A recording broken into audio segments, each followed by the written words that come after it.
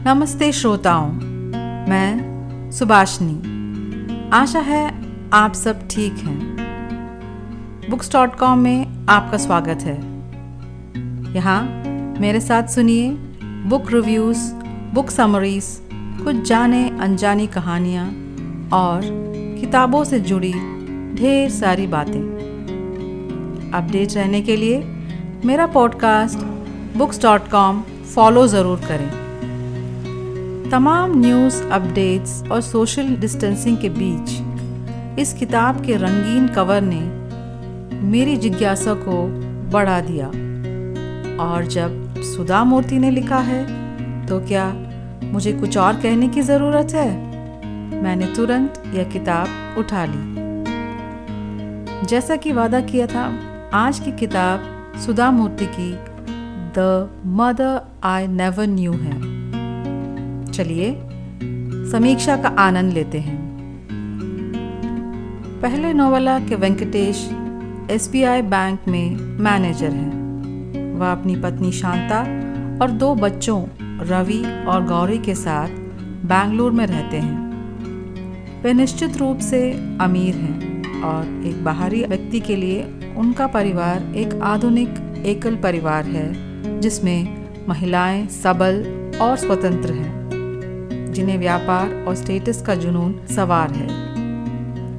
उनकी super rich wife Shanta घर को बड़ी कुशलता से चलाती हैं और फैमिली फाइनेंस को इन्वेस्टमेंट बैंकर से भी बेहतर संभालती हैं। घर में वे सिर्फ एक मैडम के पति थे, लेकिन वेंकटेश के भीतर एक खालीपन था, क्योंकि परिवार के सदस्यों के बीच कोई संबंध नहीं था।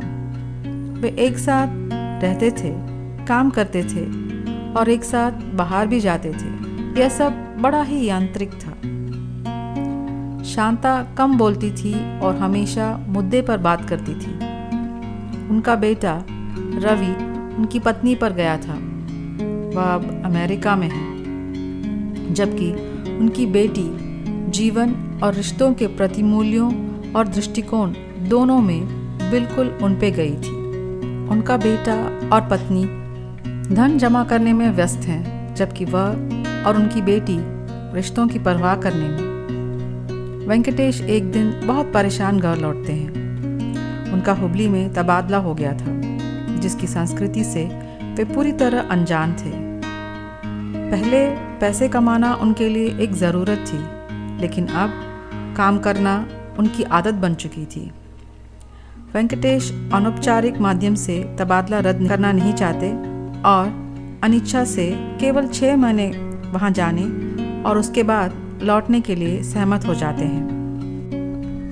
जब वे हुबली पहुंचते हैं, वे देखते हैं कि हालांकि बोली काफ़ी अलग है, लोग बहुत मिलनसार हैं। लगातार कई जगहों पर लोग उन्हें गलती से शंकर मास्टर समझ बैठते हैं।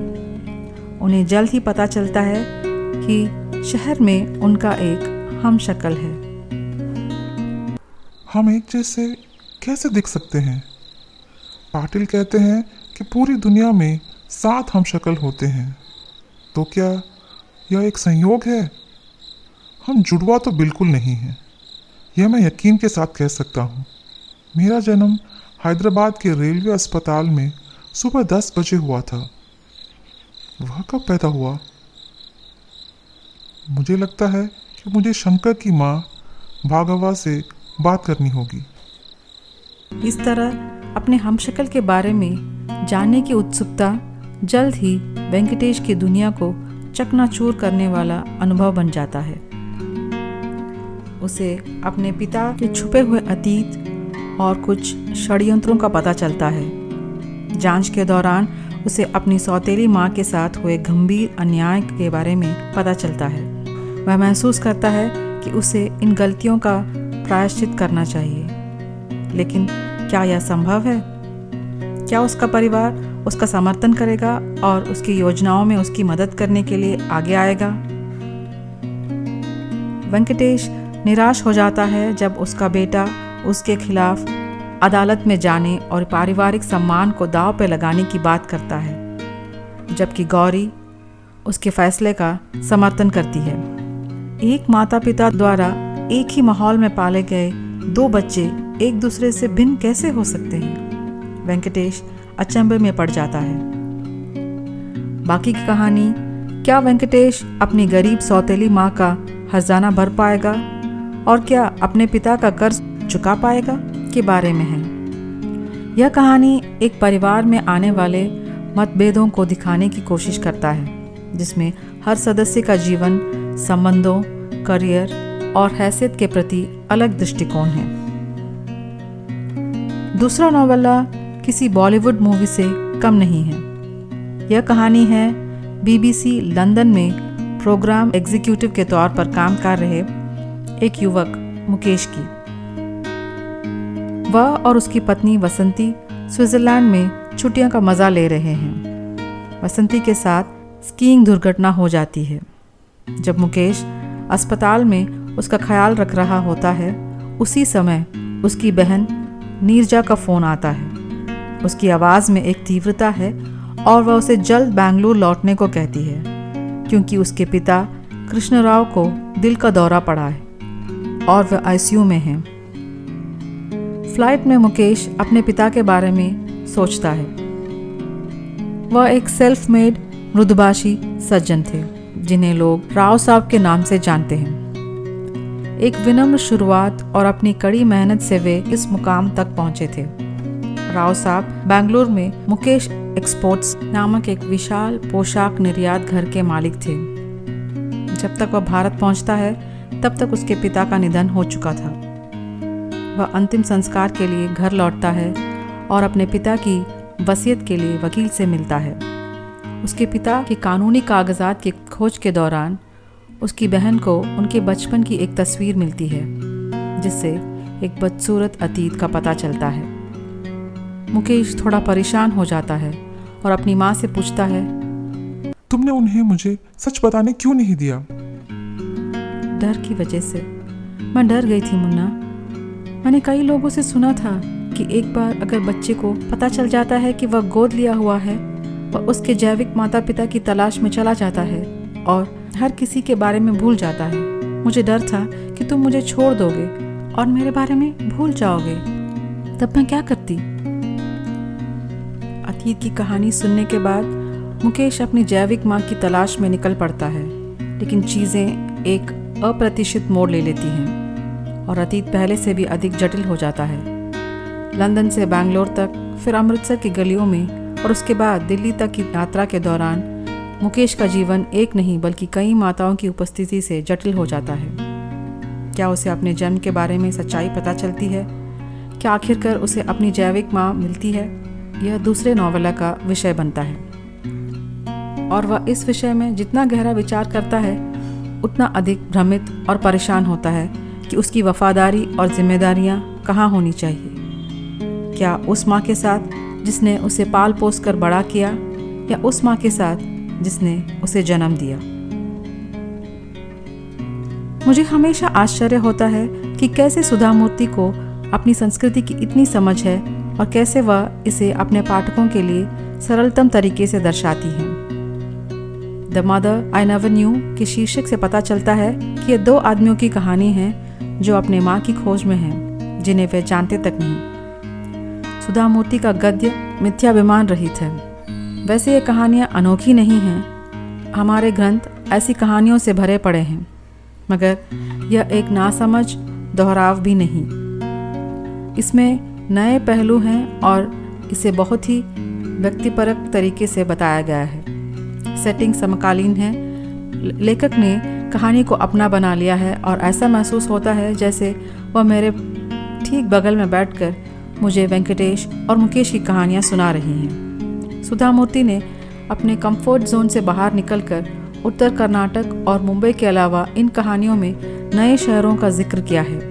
यदि आपको सुधा मूर्ति की अन्य किताबें पसंद आई हों, तो आपको यह किताब भी पसंद आएगी। The mother I never knew एक मार्मिक नाटकीय किताब है, जो मानव मन की गहराइयों तक पहुंचकर पता लगाता है कि वास्तव में हम हमारे प्रिय लोगों के बारे में क्या महसूस करते हैं। सिर्फ 200 पन्नों में इस पुस्तक में सुधा मूर्ति 2 उपन्यास प्रस्तुत करती हैं।